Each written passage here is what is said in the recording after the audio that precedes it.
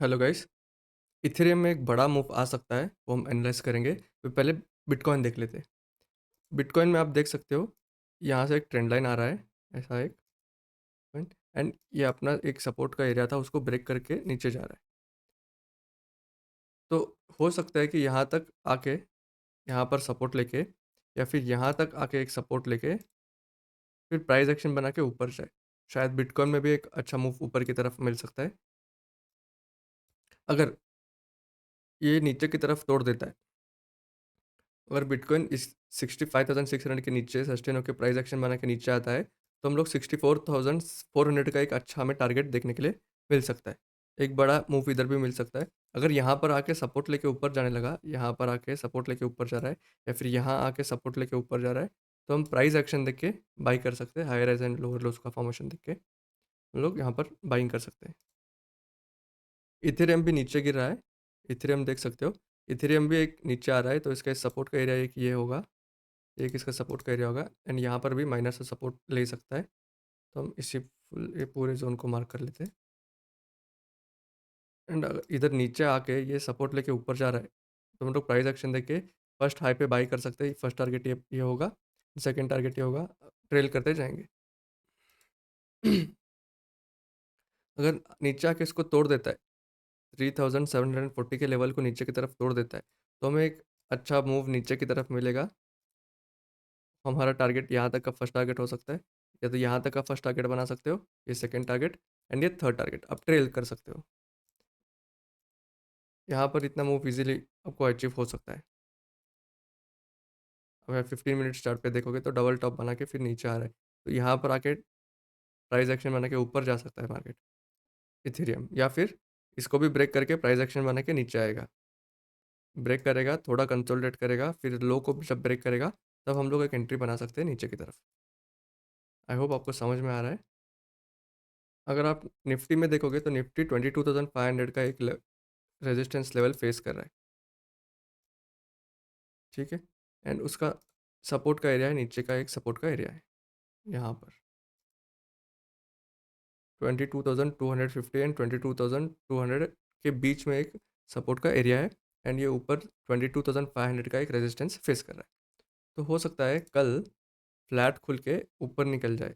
Price action देख के हम लोग बाय कर सकते हैं। अगर फ्लो में ऊपर निकल रहा है, तो एक पुल बैक का वेट करिए, एक रेड कैंडल का वेट करके हम लोग रेड कैंडल के नीचे का स्टॉप लॉस लगा के ऊपर हम लोग बाय कर सकते हैं हायर टारगेट्स के लिए। अगर गैप डाउन खुल रहा है, इसे बीच में कहीं पे खुल रहा है, तो हम वेट करेंगे, या तो सपोर्ट के पास आके ऊपर जाने का, या फिर रेजिस्टेंस के पास जाके प्राइस एक्शन बना के नीचे आने का। अगर सपोर्ट के पास आके प्राइस एक्शन बना रहा है या होल्ड कर रहा है, प्राइस एक्शन बना रहा है, फिर धीरे धीरे ऊपर जाने की कोशिश कर रहा है, जब भी ब्रेकआउट होगा 12:30 बजे 1 बजे के बाद ऊपर की तरफ ब्रेकआउट होगा, तो हम लोग बाइंग कर सकते हैं। अगर नीचे की तरफ तोड़ रहा है, इसको सपोर्ट को नीचे तोड़ रहा है सस्टेन होके, तो हम लोग प्राइस एक्शन देख के सेलिंग की तरफ जा सकते हैं। फर्स्ट टारगेट यहाँ तक का मिल सकता है। अगर गैप अप खुल के फिर अंदर आके फिर ऊपर निकल रहा है, तो हम लोग हाई पे बाइंग कर सकते हैं। उतना बड़ा गैप अप भी नहीं होना चाहिए, छोटा सा गैप अप ओपन होके फिर नीचे आके अंदर जा रहा है, तो हम लोग प्राइस एक्शन देख के बाइंग कर सकते हैं। अगर यहाँ पर गैप डाउन भी खुल जाएगा, तो भी हम लोग प्राइस एक्शन देके सेलिंग या बाइंग कर सकते हैं, या फिर रेजिस्टेंस तक आने दो। जब गैप गैप डाउन खुल जाएगा तो ये रेजिस्टेंस हो जाएगा, यहाँ तक आने दो। या फिर फ्लो में निकल रहा है, तो हम 5 मिनट सेटअप यूज़ कर सकते हैं।